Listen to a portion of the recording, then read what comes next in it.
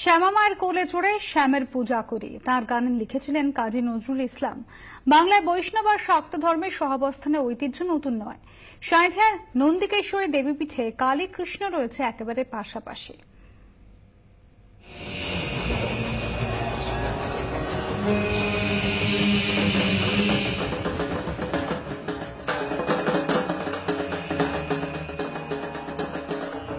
অতীতের নন্দীপুরি আজকের সাঁইথিয়া, আর সাঁইথিয়া স্টেশনের একেবারে পাশেই 51 সতীপীঠের অন্যতম এই নন্দিকেশ্বর মন্দির।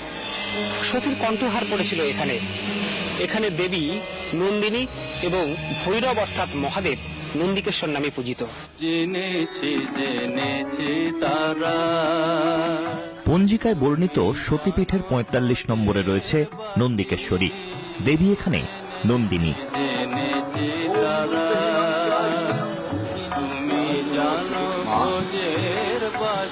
বীরভূমের ইতিহাস গবেষকদের মতে সাঁইথিয়ার আদি নাম ছিল নন্দীপুর। সেই নাম অনুসারে দেবী হলেন নন্দিকেশ্বরী। পীঠ নির্ণয় তন্ত্র অনুযায়ী এই শাক্তপীঠে দেবীর কণ্ঠহার পতিত হয়েছিল। মায়ের এখানে যেটুকু মানসিক আসে মায়ের কাছে মোটামুটি মায়ের ভালো চলে যাচ্ছে। এবং কালীঘাটে নিত্য পুজো হয়, মায়ের আমাদের নিত্য পুজো হয়। এই যে মন্দিরটা আপনি রয়েছেন, এখানে ভৈরব এবং মা নন্দিনী বা নন্দেশ্বরী একই জায়গায় অবস্থিত। এই যে ত্রিকোণাকার যে শিলারূপ রয়েছেন ওর মধ্যে অবস্থান। শুধু ভোগ হওয়ার সময় দুটি আলাদা আলাদা পাত্রে ভোগ হয়, ভৈরব এবং মায়ের। এখানে ভৈরব হল নন্দিকেশ্বর।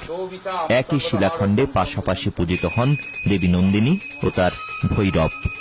শাক্তপীঠ নন্দিকেশ্বরী মন্দিরের পরিবেশও দেখার মতো। পাশাপাশি একে অপরকে জড়িয়ে থাকা অশ্বত্থ আর বটগাছ, মার্বেল পাথর দিয়ে বাঁধানো বেদি, তার উপরে বিশাল শিলামূর্তি, বেদির ওপর রাখা সারি সারি শঙ্খ। শঙ্খের যে রীতি এখানে যেগুলো দেখলেন এগুলো সব ফ্যাঁকড়াওয়ালা শাঁখ, অর্থাৎ 5 মুখাওয়ালা শাঁখ। এই যে শঙ্খটা আছে এটাকে বলে পঞ্চজন্য শঙ্খ, যেটা ভগবান নারায়ণের হাতে রক্ষা পায়, শোভা পায়। কিন্তু এটা সাধারণ গৃহী মানুষদের জন্য নয়। গৃহী মানুষরা এই শাঁখ বাজাতে পারে না। যদি কোনো গৃহে এই শাঁখ উপহার স্বরূপ অনেকে পুরী গিয়ে বেড়াতে গিয়ে দেয়, দীঘা গিয়ে বেড়াতে দেয়, থাকেও, তার জন্য তার অকল্যাণ বা অমঙ্গল অবশ্যই হয়। সেই জন্যে এটা নির্দেশ দেওয়া হয় যদি কেউ গিফট হিসাবে এটা পেয়েও থাকে তাহলে গিয়ে যে কোনো মন্দিরের কাছে গিয়ে এটা যেন নামিয়ে দিয়ে আসে। সাঁইথিয়ার সতীপীঠে এলে দেখা যাবে শাক্ত আর বৈষ্ণব ধর্মের গলাগলি।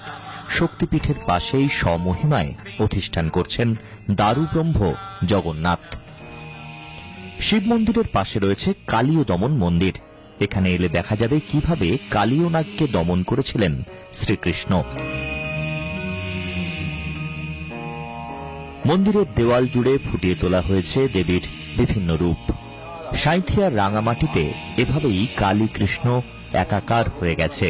ক্যামেরায় কুণাল গাঙ্গুলির সঙ্গে প্রসেনজিৎ মালাকার ও কমলাক্ষ ভট্টাচার্যের রিপোর্ট, 24 ঘন্টা।